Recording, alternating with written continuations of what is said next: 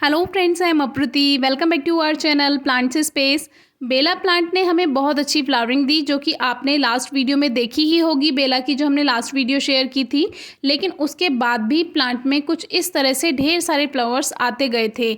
ये जो प्लांट है ये हमें लगातार फूल दे रहा था, लेकिन कोई भी प्लांट है जब वो आपको ढेर सारे फूल दे रहा है उसके बाद वो कुछ दिन रेस्ट करेगा, क्योंकि उसने अपनी सारी एनर्जी वेस्ट कर दी है फ्लावर्स देने में।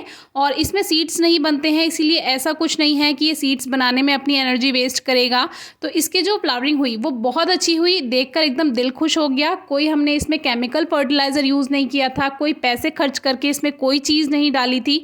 कुछ बातों का ध्यान रखा था, जिसका रिजल्ट हमें अप्रैल में ही मिल गया, क्योंकि मार्च तक तो प्लांट वैसे भी फ्लावर्स नहीं देता है। जब जहाँ पर टेम्परेचर हाई रहता है मार्च में, वहाँ पे मार्च में भी इसमें फ्लावरिंग होती है। जो बेला होता है या मोगरा होता है, उधर मुंबई की तरफ, महाराष्ट्र की तरफ, बेंगलोर की तरफ, वहाँ पे आपको मार्च में भी इसके जो बेला होता है या मोगरा होता है फ्लावर्स देखने के लिए मिल जाते हैं, क्योंकि वहाँ गर्मियाँ रहती हैं।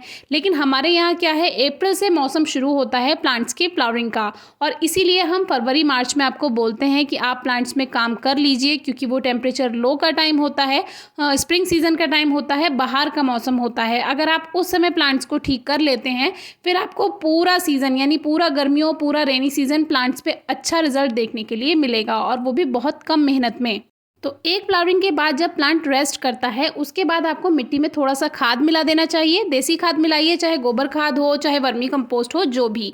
और फिर हल्की सी पिंचिंग कर दीजिए। पिंचिंग करना इसलिए ज़रूरी होता है कि जो वो शूट पुरानी हो चुकी है, जैसे एक शूट है, वो जो नई शूट होगी, नई उसमें कोपलें होंगी, उसमें जल्दी फूल आते हैं, आपने हर प्लांट में देखा होगा।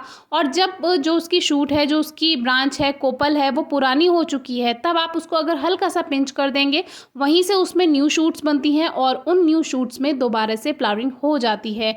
और ऐसा करने में बहुत टाइम भी नहीं लगता है, बस थोड़े दिन प्लांट रेस्ट करेगा और फिर वो दोबारा से तैयार होगा नए फ्लावर्स के लिए। क्योंकि ग्रोइंग सीजन है, फ्लावरिंग सीजन है, तो प्लांट रुकेगा थोड़ा ही, वो तो अपना काम करता रहेगा। बस ज़रूरी ये है कि अगर पॉट्स वाले प्लांट्स हैं या ग्रो बैग्स वाले प्लांट्स हैं, तो उसमें आपको कुछ बातों का ध्यान रखना है, प्लांट की थोड़ी हेल्प करनी है।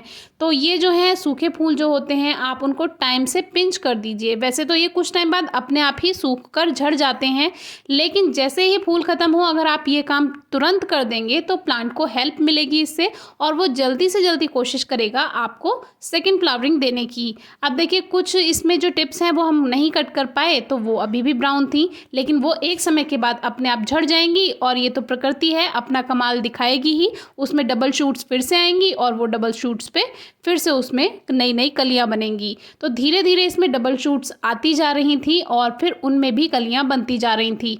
बस 3 बातों का ध्यान रखना है।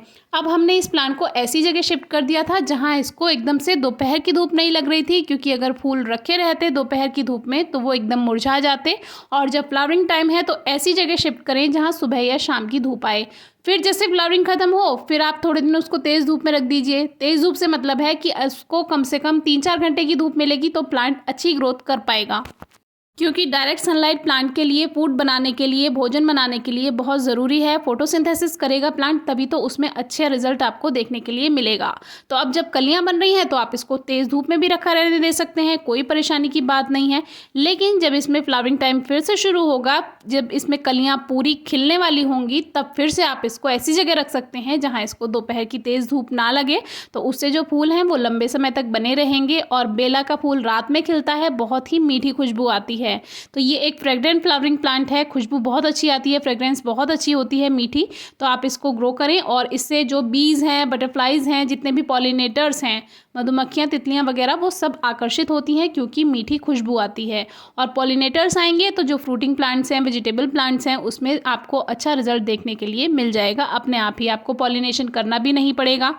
ये तो हो गई हमारी बेला या मोगरा की बात। अभी काफ़ी कमेंट्स आ रहे हैं कि प्लांट्स बेकार हो रहे हैं। उसका रीज़न ये है कि गर्मियाँ शुरू हो चुकी हैं। अब आप पानी पर, पौधे की मिट्टी की नमी पर ध्यान दीजिए।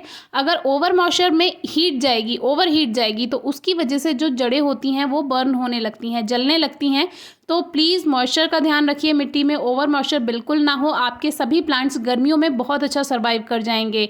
आजकल क्रोसेंथेमम के भी काफ़ी ज़्यादा क्वेरीज आ रही हैं, क्वेश्चंस आ रहे हैं, तो उसके बारे में भी जल्दी ही वीडियो लाने की पूरी कोशिश करेंगे, क्योंकि गर्मियों में गुलदाउदी को बचाना भी थोड़ा सा ज़रूरी हो जाता है। तो आपकी कोई क्वेरी है, क्वेश्चन है, तो पूछिएगा। Thank you.